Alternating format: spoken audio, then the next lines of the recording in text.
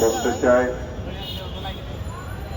নির্বাচন হলে তিনি প্রধানমন্ত্রী হবেন এটি বড় বিষয় না।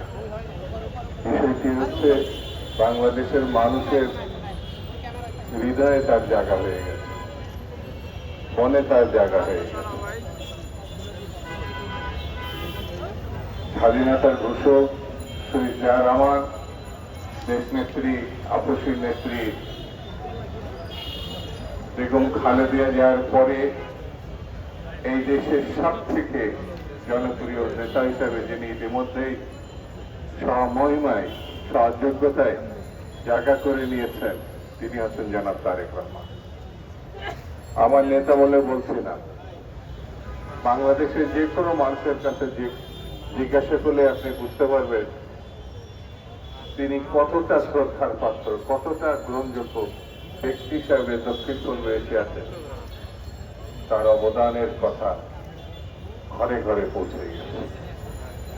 বন্ধুরা, আমরা জানি মিটফোর্ড হাসপাতালের সামনে যে হত্যাকাণ্ডটা সংঘটিত হয়েছে সেটা নির্মম, নির্দয়, ভয়ঙ্কর এবং এটি পরিকল্পিত। আপনারা জানেন, এর ভিডিও দেখলেই বুঝবেন যারা ভিডিও করেছে তাদেরও হাতে একটু কাঁপে নাই, তারা গিয়ে এটা বাধা দেয় না। ওখানে যেসব মানুষ উপস্থিত ছিল তারা অবাক বিস্ময়ে এই ভিডিওকারীদের দিকে তাকিয়ে। এই ভিডিও এডিট করা হয়েছে এবং এই ভিডিও 2 দিন পরে প্রকাশ করা হয়। তার আগে আমরা জানি খুলনাতে একটা হত্যাকাণ্ড সংঘটিত এবং তার রক কেটে দেওয়া হয়েছে এবং রক কাটা বাহিনী বাংলাদেশে কারা, এটা যদি নাও বলা হয় মানুষ জানে, চিনে। বিভিন্ন শিক্ষা প্রতিষ্ঠানে এরা কত মানুষকে হত্যা করেছে এই রক কেটে, সেটাও আপনারা জানেন। বন্ধুরা, বাংলাদেশে সব থেকে জনপ্রিয় দল এখন, আমি যদি নাম নাও বলি এক কথায় সবাই বলবে সেটা বিএনপি বা বাংলাদেশ জাতীয়তাবাদী রাজনীতি দল।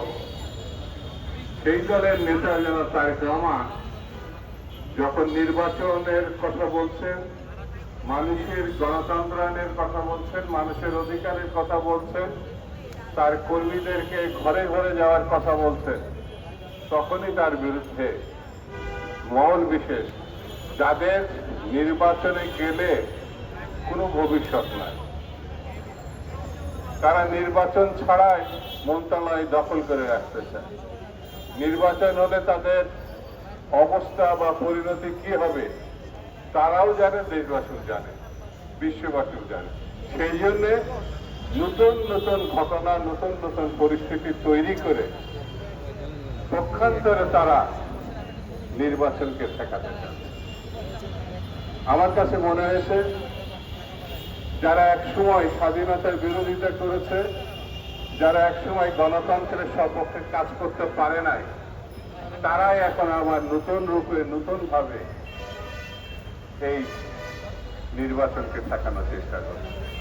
স্বৈরতন্ত্রের পতন হয়েছে, স্বৈরতন্ত্রের জন্য এই দেশবাসী 16 বছর ধরে তারা লড়াই করছে। আমি শুরুতেই বলেছি 16 বছর এবং সর্বশেষ 1 মাসের যে লড়াই, যে শহীদ, আল্লাহ তাদেরকে বেশ নসিব করুক, তাদের প্রতি আমরা শ্রদ্ধা জানাই।